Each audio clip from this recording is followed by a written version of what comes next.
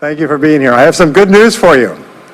More people are going to make more money in the next few years than have been made in all of human history.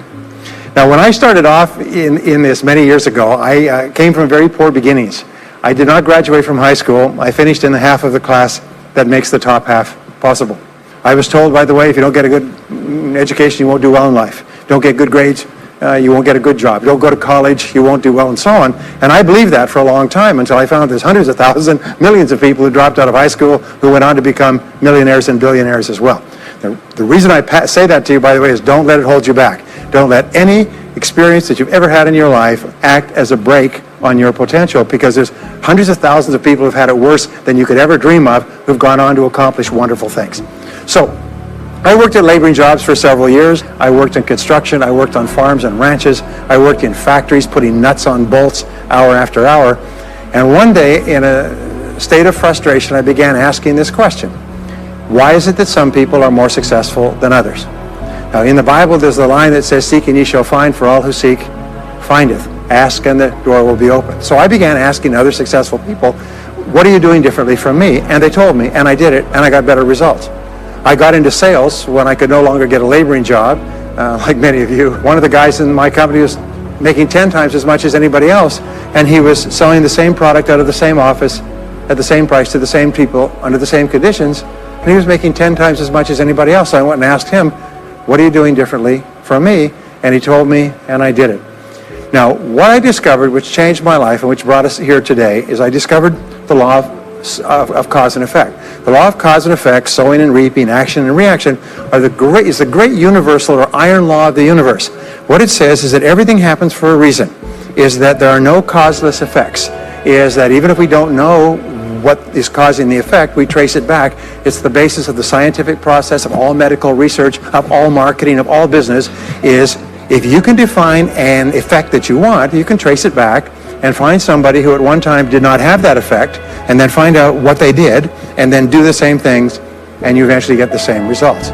We say that success is not an accident. Failure is not an accident. Success leaves tracks. So if you just follow the tracks of other successful people, no matter where you're starting from, you eventually get to the same place that they get. Well, this was a shocker for me, because, and I learned later in psychology, by the way, that one of the two most important things we need to have to be happy and healthy is a sense of control, a feeling that we are in control of our lives, that things are happening for a reason, and a sense of coherence, a feeling that things fit together. Well, when I realized the law of cause and effect explained everything, I thought, wow. So in sales, I went to the top of my sales force. I read, I learned, attended courses, and especially I applied what I learned. And then when I got into sales management, I again read the books and took the courses and asked for advice. And when I got into real estate and importation and development and manufacturing and distribution and a whole series of businesses over the years, the first thing I did is I asked, how does it work? How do people succeed in this field? And then I buried myself and immersed myself. I spent hours and hours and hours studying, and then I did what the most successful people did. Interesting point. We say that nature is neutral. In other words, nature doesn't care who you are. It doesn't care if you're tall or short or male or female or black or white, educated or uneducated. Nature doesn't care. All that nature cares is that you do what successful people do. It's like making a recipe. Nature doesn't care if you follow a recipe. If you follow the recipe exactly, you get the dish. Nature doesn't care who's doing it. And that's the wonderful thing about our society. It's basically like justice. It's blind, is nature doesn't care. In fact, there are a lot of people who are not as smart and not as talented as you who are doing vastly better than you, not because they're better, but because they're just following proven success methods. There's nothing that will make you madder than to see somebody who's dumber than you, who's making more money than you. So what we do is we use proven success methods. We just find out what they are, and we do them over and over again. Quick point, nothing works the first time. Okay? Please understand that. Nothing works the first time. What is the average number of times that a person tries with a new goal before they give up? Well, the average is less than one, because most people give up before they try even once. They say, that's a great goal. I'd love to be financially independent. And then they give up. They don't even try. They say, but I couldn't because of this and because of that and so on. And then they move away to a wonderful place called Someday I'll.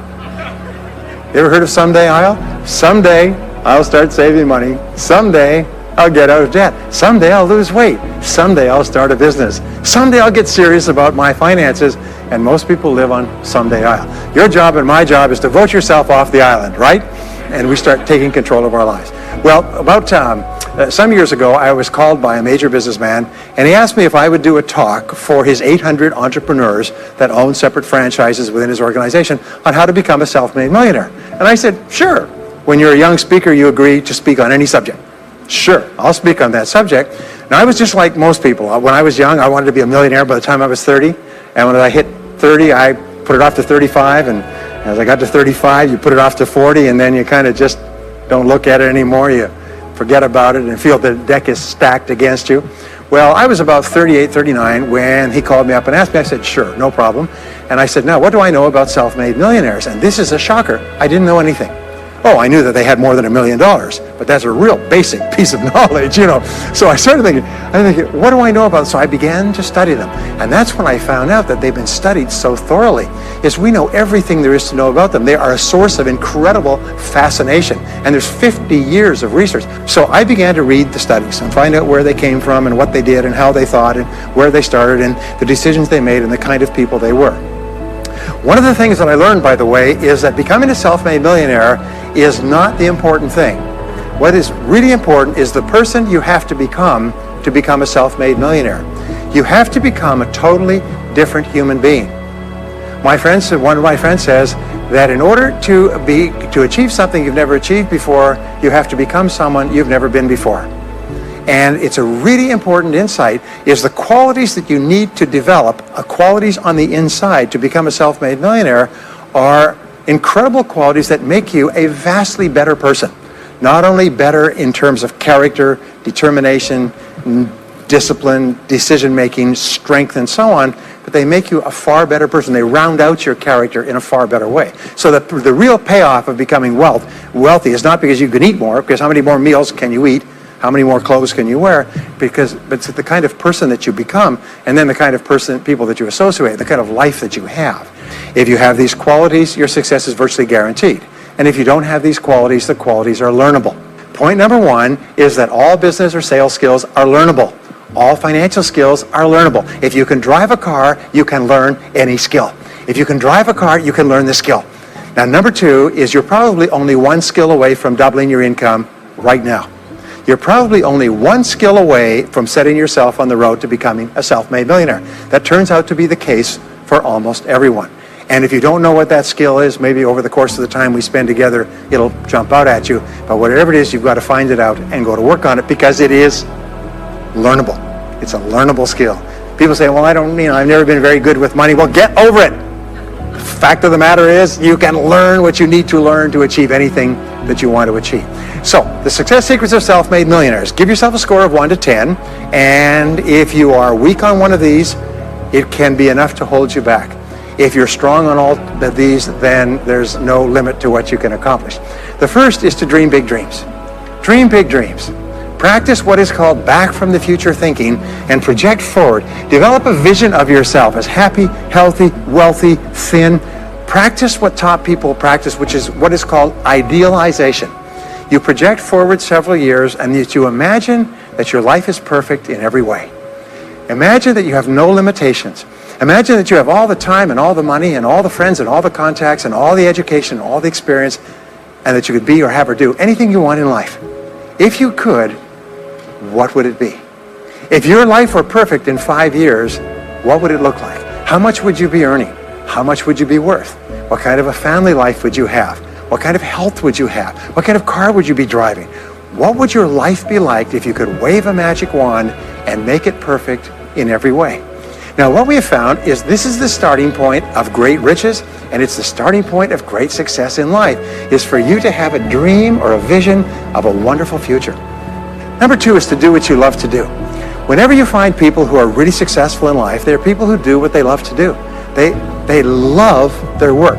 The great rule for success in life is to find something that you love to do and then find a way to make a living doing it. Now, when you find what you love to do, it'll be something that gives you energy, it motivates you, it enthuses you. It's probably something that you were meant to do from the time you were born. And when you ask self-made millionaires, what sort of work do you do? They'll often say, I've never worked a day in my life. I just do what I like to do.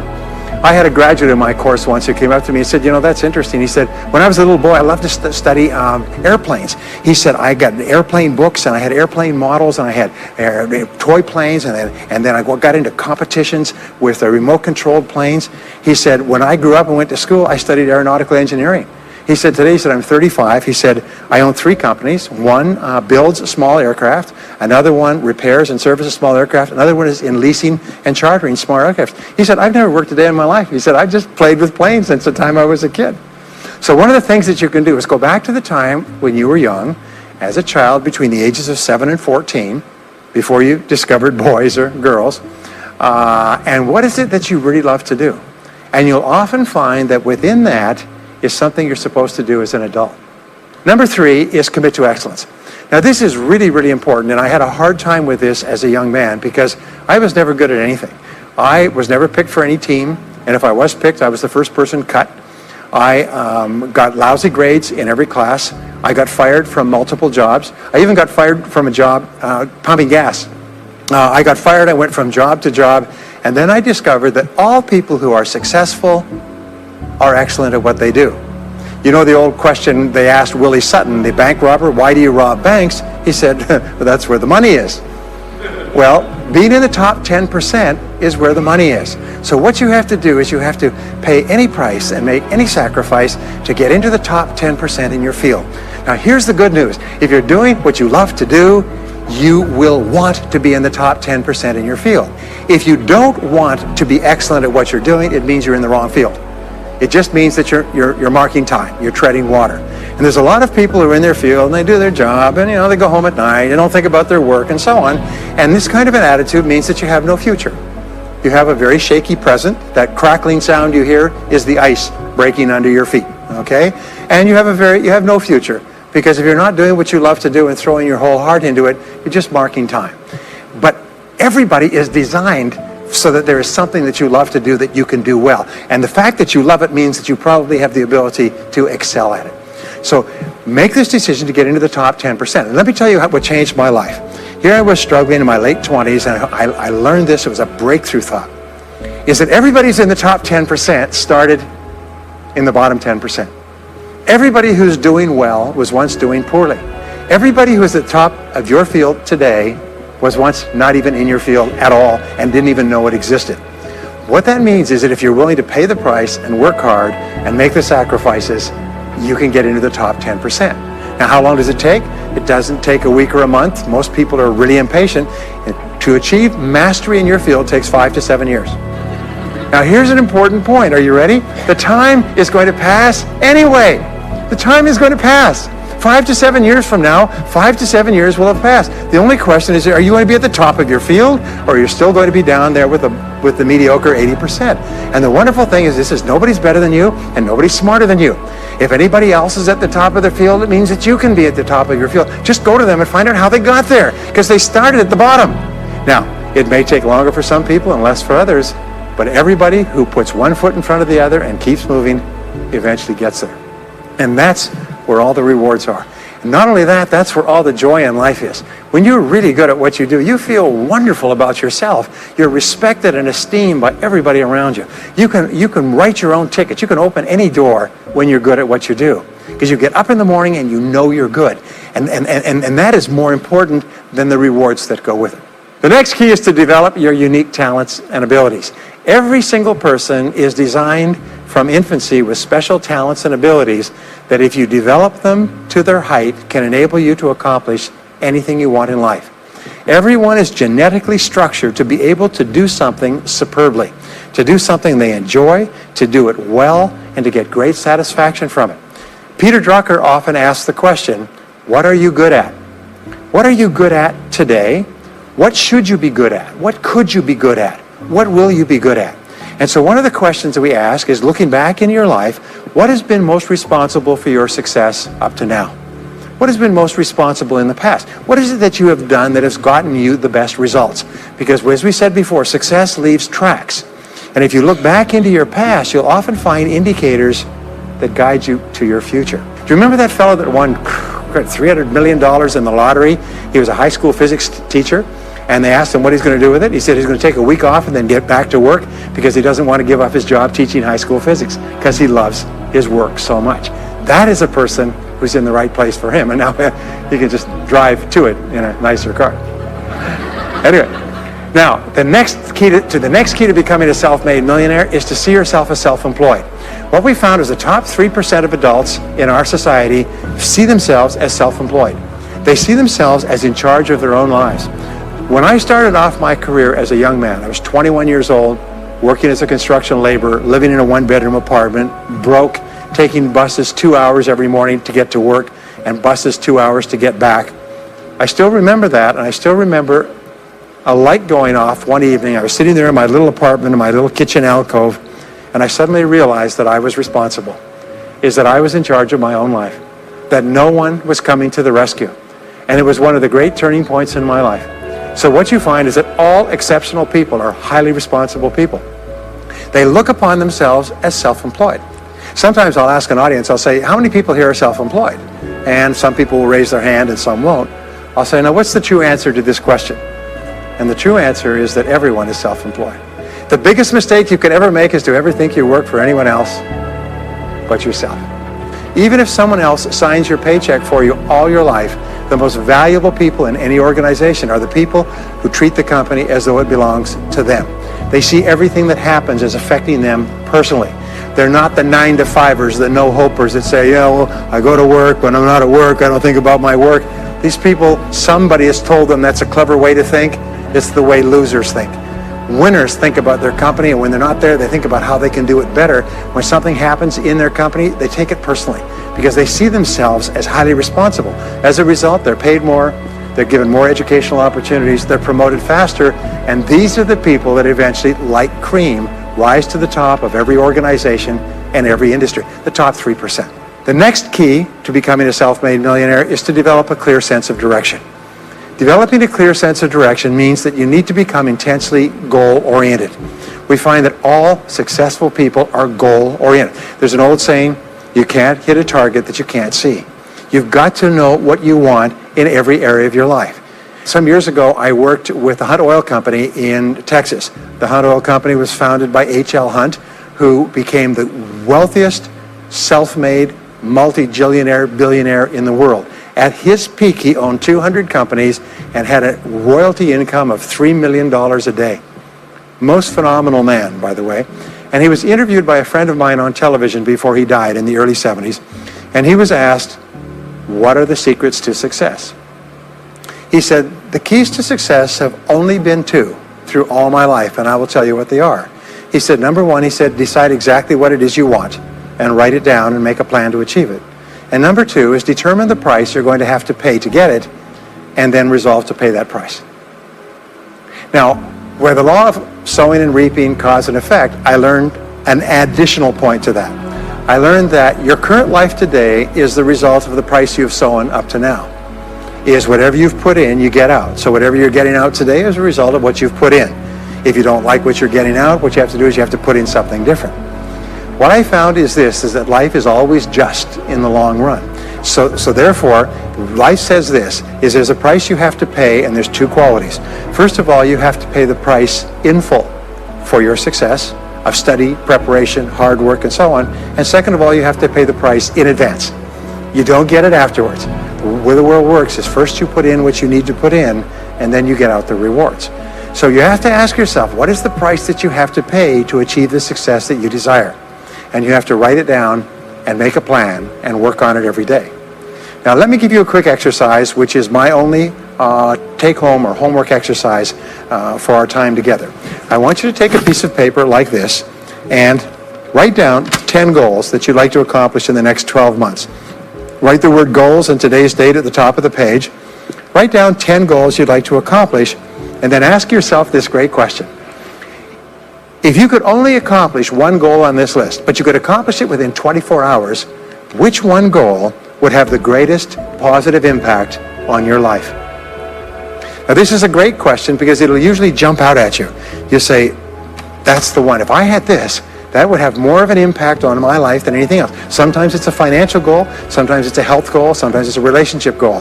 But whatever it is, put a circle around that goal and then turn the page over and write it at the top of the page, set a deadline on the goal, make a list of everything that you could think of to do to achieve the goal, and then begin working on your list. And here's the kicker: do something every day. Do something every day that moves you one step forward towards your major goal. My promise to you that this exercise, selecting your most important goal, making a plan, and working on it every day, will change your life in ways that you cannot imagine. They say that people begin to become great when they determine their major definite purpose, their number one goal, and work on it every day. It is the secret to becoming a self-made millionaire. It's the secret to great success in life. My promise to you is a week, a month, a year from now, you'll look back and you'll be absolutely staggered at the difference it makes. So let me just leave you with these last points. We're living at the very best time in all of human history. More people are going to make more money in the next few years than have ever been made in all of human history. More people are going to become millionaires and are becoming millionaires today at a faster rate than we've ever thought possible. And no one is better than you, and no one is smarter than you. And if you do what other self-made millionaires do, then nothing in the world can stop you from eventually getting the same results as other self-made millionaires. And I hope you do. Thank you very much.